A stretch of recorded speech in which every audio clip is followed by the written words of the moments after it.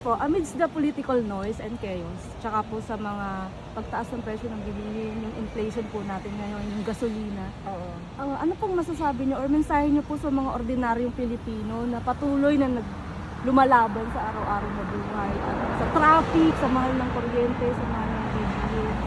And second question po, ma'am, as a leader, do you think there's still hope for the Philippines? Because can we go back or can we from being an ayuda nations, because sa lahat po ng problema ngayon at sa lahat ng crisis na meron tayo, parang ang solusyon lagi ng gobyerno is ayuda.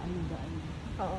Unang-una, kung tama ba na inuuna tama ba pagkaintindi ko ma'am, tama ba na inuuna yung politika kesa sa problema ng Yes. ordinary family? Syempre hindi. Ako as a Filipino, no, and as a public official, hindi. Dapat nauuna ngayon ang isipin ng pamahalaan ay paano yung pambili ng pagkain araw-araw ng mga pamilya na naghihirap.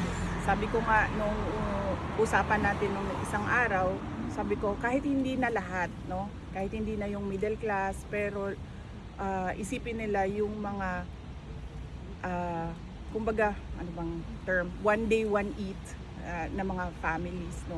Na parang tipong kung may kita sila ngayon, may pagkain. Kung walang kita ngayon, walang pagkain. So yun yung dapat ang iniisip at inuuna ng pamahalaan. Na kung totoo man yung suhulan para sa impeachment, it is better off used to help struggling families because of the current economic situation of the Philippines.